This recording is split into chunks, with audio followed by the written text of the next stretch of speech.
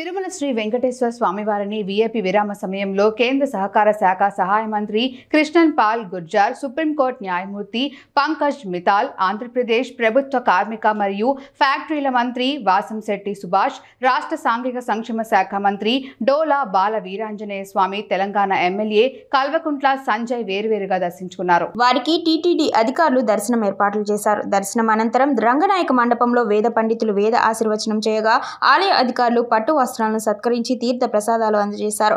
ఆలయం వెలుపల మంత్రి వీరాంజనేయ స్వామి మాట్లాడుతూ రాష్ట్ర అభివృద్ధికి సంక్షేమానికి శ్రీవారి ఆశీస్సులు ఉండాలని, ప్రజలకు ఎన్డీఏ ప్రభుత్వం ద్వారా మంచి జరగాలని, ముఖ్యమంత్రి చంద్రబాబు నాయుడుకి శ్రీవారి ఆశీస్సులు ఉండాలని కోరుకున్నానని మంత్రి బాల వీరాంజనేయ స్వామి తెలిపారు. ఈ రాష్ట్రం అభివృద్ధి విషయంలో, సంక్షేమ విషయంలో పూర్తి స్థాయిలో స్వామివారి కృపా కటాక్షాలుండి ప్రజలకు ఈ ఎన్డీఏ ప్రభుత్వం వల్ల మంచి జరగాలని ముఖ్యమంత్రి చంద్రబాబు నాయుడు గారికి స్వామి గారు దివ్యాశీస్సులు ఇచ్చి రాష్ట్ర అభివృద్ధి కోసం తోడ్పడి ఉండాలని చెప్పేసి స్వామివారికి ప్రార్థించుకుంటారు.